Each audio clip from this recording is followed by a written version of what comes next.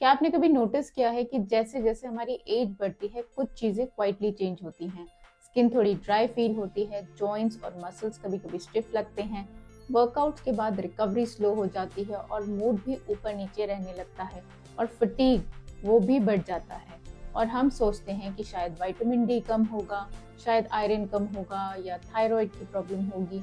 पर एक न्यूट्रिएंट ऐसा है जो हमारे रेगुलर ब्लड टेस्ट में नहीं आता, लेकिन आपकी बॉडी फिर भी उसको चाहती है, और उस न्यूट्रिएंट का नाम है ओमेगा 3। और सबसे पहले डेफिशिएंसी और रिक्वायरमेंट के बीच का डिफरेंस समझते हैं। देखिए, डेफिशिएंसी का मतलब होता है ब्लड लेवल्स इतने कम हो जाते हैं कि डिजीज रिस्क बढ़ जाता है। रिक्वायरमेंट का मतलब होता है कि बॉडी की डेली डिमांड हाई हो even if blood levels normals हो।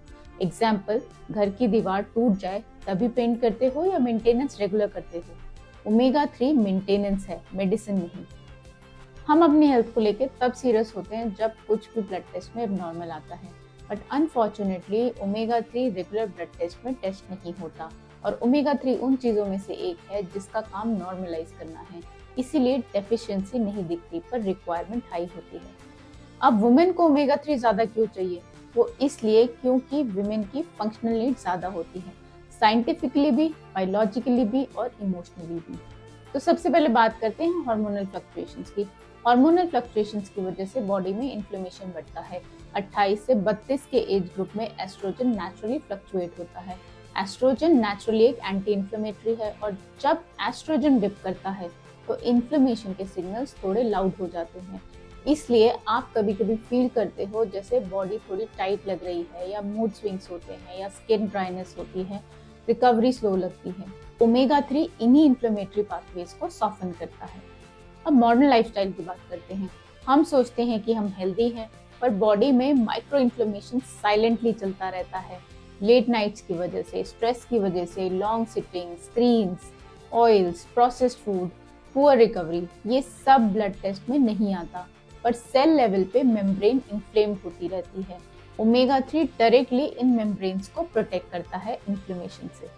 अब बात करते हैं माइटोकॉन्ड्रिया की। माइटोकॉन्ड्रिया हमारी एनर्जी फैक्ट्रीज हैं। इन्फ्लेमेशन जब हाई होता है तो माइटोकॉन्ड्रिया वीक हो जाता है, एटीपी कम बनने लगता है, जिसकी वजह से हमें फटीग होता है, मेटाबॉलिज्म स्लो होता है, मोटिवेशन लो होता है। ओमेगा 3 मेम्ब्रेन फ्लूइडिटी को इम्प्रूव करता है, माइटोकॉन्ड्रिया एफिशिएंट हो जाता है। इसलिए जब वुमेन ओमेगा 3 स्टार्ट करते हैं उनको अपनी एनर्जी स्टेबल लगने लगती है। फिर जैसे जैसे हम एज करते हैं जॉइंट लुब्रिकेशन थोड़ा नेचुरली रिड्यूस हो जाता है।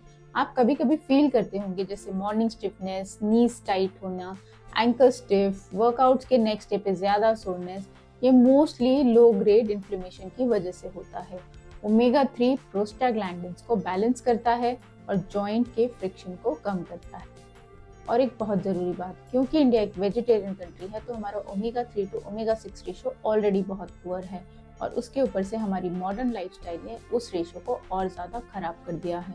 तो इसकी वजह से हमारा इन्फ्लेमेशन स्विच हमेशा ऑन रहता है। इसके बारे में मैंने एक डिटेल वीडियो भी बनाया है जो आप मेरे चैनल पे देख सकते हो।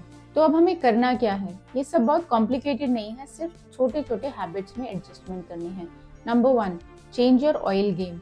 अपने ऑयल्स को रोटेट करके यूज करो, जैसे मस्टर्ड ऑयल यूज करो, ग्राउंडनट ऑयल यूज करो, सेसमे, घी, सब को रोटेट करके यूज करो। Number 2, add omega 3 rich foods in your diet. Although vegetarian sources effective नहीं होते ओमेगा 3 के लिए, फिर भी आप अपनी डाइट में flax seeds, chia seeds, walnuts, ये सब इंक्लूड कर सकते हो।